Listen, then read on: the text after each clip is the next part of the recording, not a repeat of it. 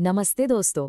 तो चलिए आज शुरू करते हैं सीमस हेनी की एक बेहद खूबसूरत कविता ब्लैकबेरी पिकिंग का एनालिसिस। ये सफर बहुत ही यादगार होने वाला है, तो मेरे साथ बने रहिए। पोएम शुरू करने से ठीक पहले थोड़ा सा इसके राइटर सेमस हीनी के बारे में जान लेते हैं, है ना। देखिए, हीनी कोई मामूली कवि नहीं थे। वो आयरलैंड से थे और दुनिया के सबसे रिस्पेक्टेड पोएट्स में से एक माने जाते हैं। सोच के देखिए, 1995 में उन्हें लिटरेचर का सबसे बड़ा अवार्ड नोबेल प्राइज मिला था। उनकी राइटिंग में ना एक अजीब सा जादू था। वो नेचर, गांव की लाइफ और पुरानी यादों को इस तरह लिखते थे कि सब कुछ बिल्कुल आंखों के सामने आ जाता है। और यही जादू हम इस पोएम ब्लैकबेरी पिकिंग में भी महसूस करने वाले हैं। तो चलिए अब सीधा पोएम की दुनिया में चलते हैं। सबसे पहले हम उस फील को समझेंगे जो पोएट शुरुआत में क्रिएट करता है। एक ऐसी फीलिंग जिसमें उम्मीद है, एंटिसिपेशन है, एक मीठा सा इंतजार। पोएम की ओपनिंग लाइंस ही कितनी खूबसूरत है। जरा इमेजिन कीजिए, अगस्त का आखिरी टाइम है, पूरे हफ्ते जमकर बारिश हुई है और उसके बाद एकदम से तेज धूप निकली है। ये जो मौसम का कॉम्बिनेशन है ना, ये ब्लैकबेरीज के पकने के लिए बिल्कुल परफेक्ट है। जैसे कोई मैजिक हो रहा हो। ऐसा लगता है जैसे पूरी नेचर, पूरी कायनात मिलकर इस फल को तैयार कर रही हो। ओके, तो अब पोएम उस पार्ट में आती है जहां से असली एक्साइटमेंट शुरू होता है। वो पहली पकी हुई ब्लैकबेरी को ढूंढने का मजा। कभी फील किया है आपने ऐसा जोश? चलिए देखते हैं कि पोएट इस एक्सपीरियंस को कैसे बयान करते हैं। यहाँ पोएट के शब्दों के इस्तेमाल पर ध्यान दीजिए, जिसे हम इंग्लिश में इमेजरी कहते हैं। वो पहली पकी हुई बेरी को क्या कहते हैं? अ ग्लॉसी पर्पल क्लॉट। अब देखिए, क्लॉट का मतलब तो होता है खून का थक्का। कितना अजीब शब्द है ना? लेकिन ये उस बेरी के गहरे रिच पर्पल कलर को इतने पावरफुली दिखाता है। तो ये एक चमकदार रस भरी बेरी, बाकी कच्ची, लाल हरी और हार्ड एज अ नॉट, यानी गांठ जैसी सख्त बेरीज के बीच में ऐसे रखी है जैसे कोई खजाना हो। और फिर जब उस पहली बेरी को टेस्ट किया जाता है, उसका स्वाद कैसा है? पोएट उसकी तुलना करते हैं थिकन्ड वाइन से, यानी जैसे कोई गाढ़ी मीठी शराब हो, एक नशा सा आ जाए। और फिर आता है ये powerful metaphor, summers blood was in it. इसका मतलब समझिए, ऐसा लग रहा है जैसे पूरी गर्मी की जान, उसकी सारी एनर्जी, सारी धूप, सारी बारिश, सबका रस उस एक छोटी सी बेरी के अंदर समा गया हो। ये सिर्फ एक फल नहीं है, ये तो गर्मी के मौसम का जीवन है, उसका अमृत है। और बस वो एक बेरी टेस्ट करते ही बच्चों के अंदर एक लस्ट फॉर पिकिंग जाग जाती है। देखिए, लस्ट शब्द बहुत स्ट्रॉन्ग है। इसका मतलब होता है एक ऐसी जोरदार इच्छा जिसे आप कंट्रोल ना कर सकें। ये कोई मामूली भूख नहीं है, ये एक जुनून है, एक पागलपन है कि बस और बेरीज इकट्ठी करनी। तो इस जुनून को पूरा करने के लिए उनके पास आखिर है क्या? कोई फैंसी बास्केट्स नहीं है, बल्कि घर में जो भी मिला वही उठा लिया। दूध के कैन, मटर के टिन, जैम के खाली डिब्बे। ये छोटी सी डिटेल उनकी मासूमियत और उनके जोश के बारे में कितना कुछ बताती है ना? उनके लिए इंपॉर्टेंट चीज़ बेरीज जमा करने का मज़ा है, कोई दिखावा नहीं। चलिए अब आगे बढ़ते हैं और उस पल पर आते हैं जब उनकी सारी मेहनत रंग लाती है। उनके सारे बर्तन, उनके कैन, उनके डिब्बे मीठी जूसी बेरीज से ऊपर तक भर जाते हैं। लेकिन एक सवाल है, क्या हर मीठी चीज की कोई कीमत चुकानी पड़ती है? आइए देखते हैं। देखिए, ये जो मीठा खजाना उन्हें मिला है वो इतनी आसानी से नहीं मिला। रास्ते में मुश्किलें भी थीं। कांटेदार झाड़ियों से उन्हें खरोंचियां आईं, गीली घास से उनकी जूतों का रंग उतर गया और उनके हाथ कांटों की चुभन से भर गए थे।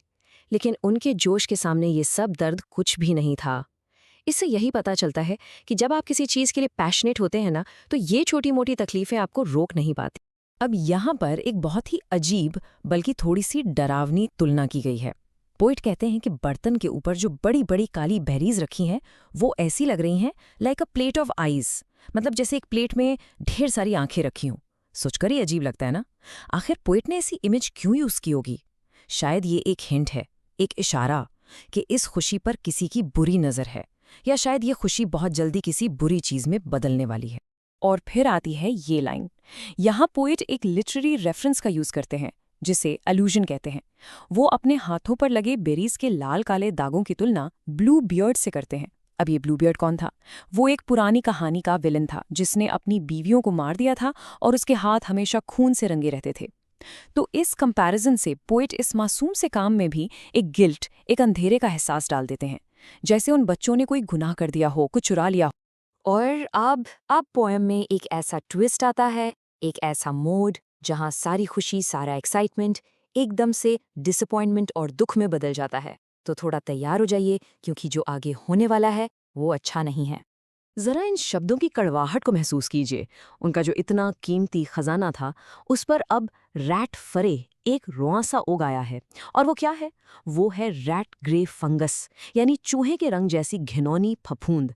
और ये फफूंद उनके खजाने को ग्लटिंग कर रही है। ग्लटिंग का मतलब होता है बिल्कुल राक्षस की तरह लालच से खाना। ये इमेज इतनी घिनौनी है कि मन खराब हो जाए। ये लाइन देखिए, बस एक छोटी सी लाइन, लेकिन कितनी पावरफुल है। याद है शुरू में क्या कहा था कि इट्स फ्लैश वॉज स्वीट, और अब द जूस वॉज स्टिंकिंग। सारी मीठास, सारी खुशबू अब सड़ान और बदबू में बदल चुकी है। ये वो दर्दनाक एहसास है जब एक ही पल में सब कुछ खत्म हो जाता है। और ये सड़ने का प्रोसेस है जिसे कोई नहीं रोक सकता। देखिए क्या होता है। पहले फल फर्मेंट होता है, खमीर उठता है, फिर जो मीठा गूदा था वो खट्टा हो जाता है, और आखिर में उस पूरे खजाने से सिर्फ सड़ान की बदबू आती है। उनकी सारी मेहनत, उनका सारा कलेक्शन अब कचरा बन चुका है। तो अब हम आते हैं इस पोएम के बिल्कुल सेंटर में, उस कड़वे सबक पर जो ये एक्सपीरियंस इस बच्चे को सिखाता है। और सच कहूँ तो ये एक ऐसा लेसन है जो हम सब कभी ना कभी अपनी लाइफ में ज़रूर सीखते हैं। इन लाइंस में उस बच्चे का मासूम सा दर्द देखिए। I always felt like crying, it wasn't fair. मुझे हमेशा रोना आ जाता था, ये ठीक नहीं था।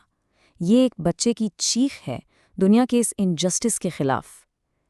कभी आपने ऐसा फील किया है जब आपकी सारी मेहनत बर्बाद हो जाए और दिल से बस यही आवाज़ निकले कि ये फेयर नहीं है, ये ठीक नहीं हुआ?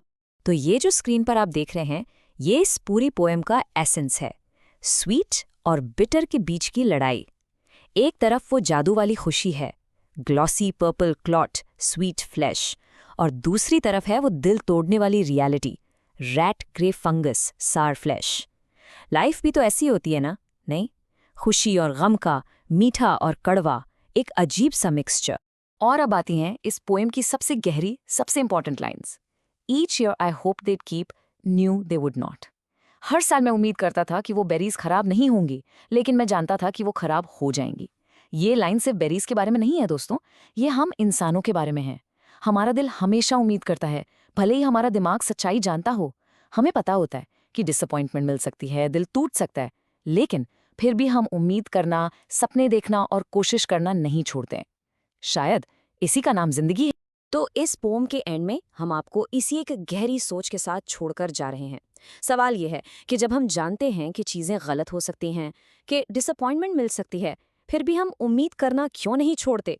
इस पर ज़रूर सोचिएगा। यही वो सवाल है जो इस पोम को इतना खास, इतना यादगार बना देता है। तो इसके साथ ही यह एनालिसिस यहाँ ख़त्म होता है। आई रियली होप आपको इस पोएम की गहराई को समझने में मज़ा आया होगा। अगर आप लिटरेचर की ऐसी ही और खूबसूरत दुनिया में मेरे साथ सफ़र करना चाहते हैं, तो इस चैनल को सब्सक्राइब करना मत भूलिएगा। मिलते हैं अगले एनालिसिस में। Thank you.